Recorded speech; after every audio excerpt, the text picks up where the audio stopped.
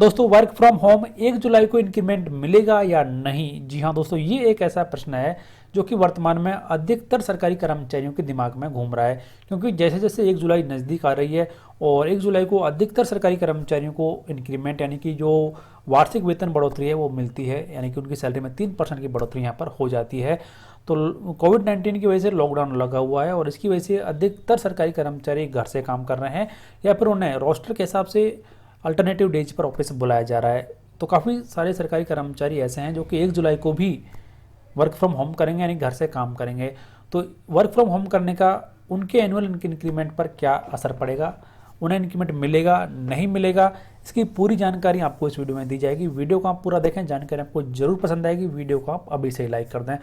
दोस्तों सबसे पहले यहाँ पर आपको बताना चाहेंगे कि 7वां वेतन आयोग की सिफारिशें लागू होने के बाद में अब यहाँ पर जो एनुअल इंक्रीमेंट है उसकी 2 डेट हो गई हैं। एक तो यहाँ पर कर दी गई है 1 जनवरी और एक यहाँ पर कर दी गई है 1 जुलाई। और अब से पहले यानी कि 6ठे वेतन आयोग में एनुअल इंक्रीमेंट की सिर्फ एक ही डेट होती थी और वो होती थी 1 जुलाई, यानी कि हर साल सभी कर्मचारियों को 1 जुलाई को ही एनुअल इंक्रीमेंट मिलता था। लेकिन अब यहाँ पर उसे चेंज कर दिया गया है और अब 1 जनवरी और 1 जुलाई हर साल सरकारी कर्मचारियों को यानी साल में एक बार यहाँ पर वेतन बढ़ोतरी दी जाती है। उसके बाद में अब जो मेन प्रश्न यहाँ पर है कि 1 जुलाई को ऑफिस जाने से या फिर वर्क फ्रॉम होम करने से उनके एनुअल इंक्रीमेंट पर क्या असर पड़ेगा, इसके बारे में यहाँ पर जान लेते हैं। तो सबसे पहले यहाँ पर हम उन सभी कंडीशन को यहाँ पर देख लेते हैं जो कि एनुअल इंक्रीमेंट के लिए काउंट नहीं की जाती है या फिर ऐसा पीरियड जैसे कि एनुअल इंक्रीमेंट के लिए काउंट नहीं किया जाता, उस सब के बारे में। तो यहाँ पर आप जो FR 26 देखेंगे उसके अनुसार following conditions are not counted for increment. इसके अलावा बाकी जो सारी कंडीशंस हैं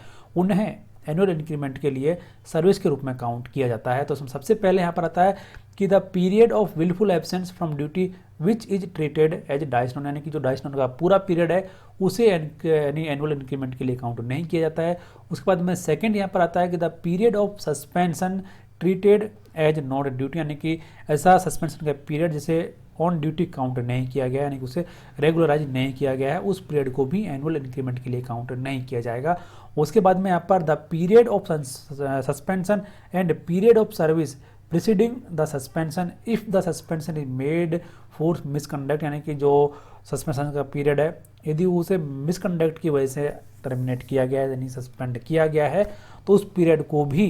इंक्रीमेंट के लिए काउंट नहीं किया जाएगा। नेक्स्ट यहाँ पर extra ordinary leave sanctioned for private affairs, यानी कि पर्सनल ग्राउंड पर यदि किसी सरकारी कर्मचारी ने एक्स्ट्रा ऑर्डिनरी लीव यानी कि EOL ली हुई है तो उस पीरियड को भी यहाँ पर इंक्रीमेंट के लिए काउंट नहीं किया जाएगा। नेक्स्ट यहाँ पर the period of EOL taken on account of illness for any other cause beyond the government servants control और फॉर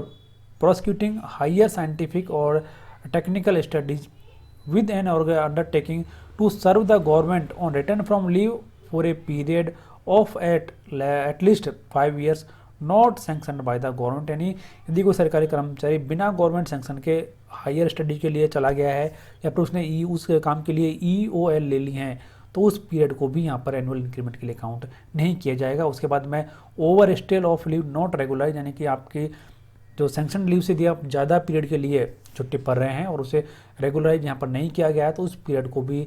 आपके एनुअल इंक्रीमेंट के लिए काउंट नहीं किया जाएगा। नेक्स्ट यहाँ पर officiating service in a lower time scale without specific sanction of government will not count for increments in the substantive post on a higher scale. और उसके बाद में the service rendered in temporary capacity without having prescribed minimum qualification for the post, यानी यदि आपने किसी